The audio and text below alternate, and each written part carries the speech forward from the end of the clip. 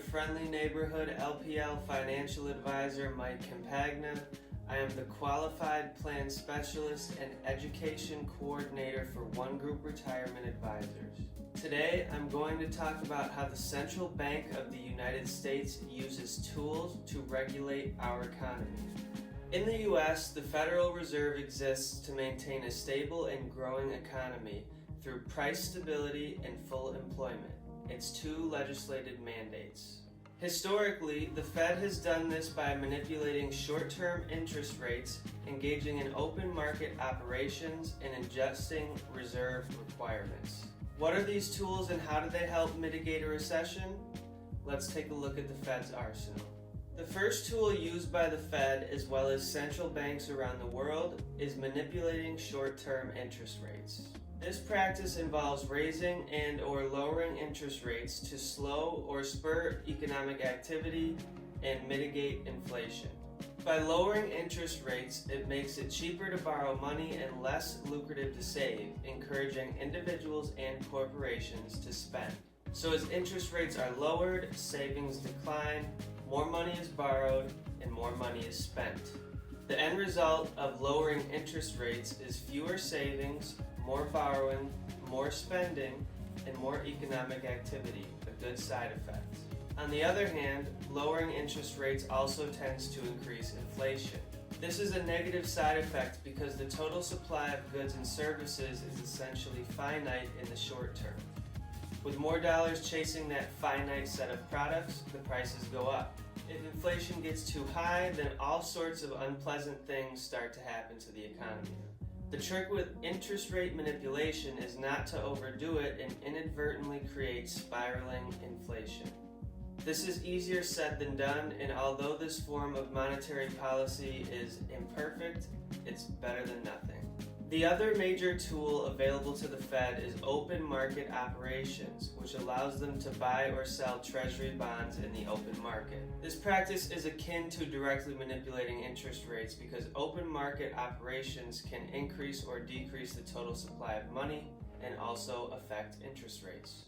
If the Fed buys bonds in the open market, it increases the money supply by swapping out bonds for cash to the general public. Conversely, if the Fed sells bonds, it decreases the money supply by swapping out cash for bonds. Open market operations also affect interest rates because if the Fed buys bonds, then prices are pushed higher and interest rates decline. If the Fed sells bonds, it pushes prices down and interest rates increase. So open market operations has the same effect as lowering or increasing interest rates. The real difference is that open market operations is more of a fine-tuning tool because the treasury market is vast. Open market operations can apply to bonds of all maturities to affect money supply.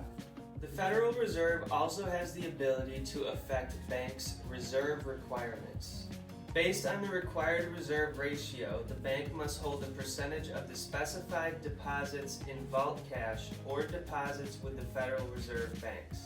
For example, if the Federal Reserve requirement is 5% and the bank receives a deposit of $500, it can lend out $475 of the deposit as it only is required to hold $25 or 5%. If the reserve ratio is increased, the bank is left with less money to lend out on each dollar deposited. The final tool used by the Fed to affect markets is influence on market perceptions. This encompasses any sort of public announcement from the Fed to the public regarding the economy. For example, the Fed may say the economy is growing too quickly and it's worried about inflation. Logically, if the Fed is being truthful, this would mean that an interest rate increase is forthcoming to cool down the economy.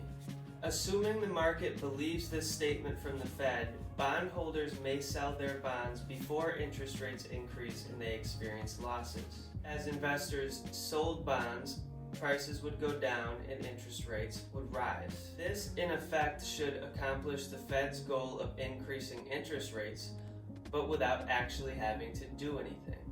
Sometimes the Fed's toolkit is simply not enough to spur the economy in a time of crisis. Quantitative easing is a form of unconventional monetary policy in which a central bank purchases longer-term government securities or other types of securities from the open market in order to increase the money supply and encourage lending and investment.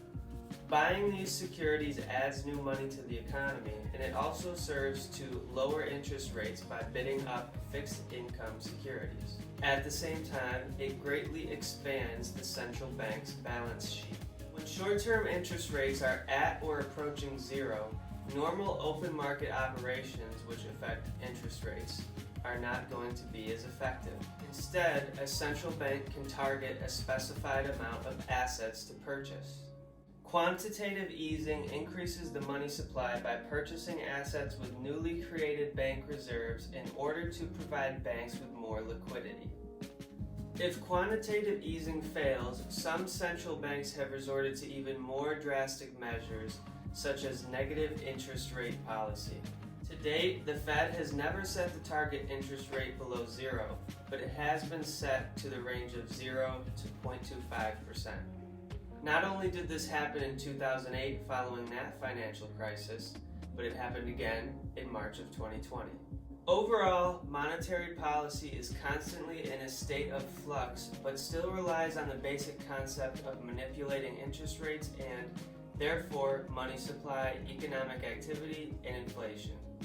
It is important to understand why the Fed institutes certain policies and how these policies could potentially play out in the economy. This is because the ebbs and flows of economic cycles offer opportunity by creating profitable times to either embrace or avoid investment risk. As such, having a sound understanding of monetary policy is key to identifying opportune times in the financial markets. I hope you found this video helpful, and I wish you well. Thank you.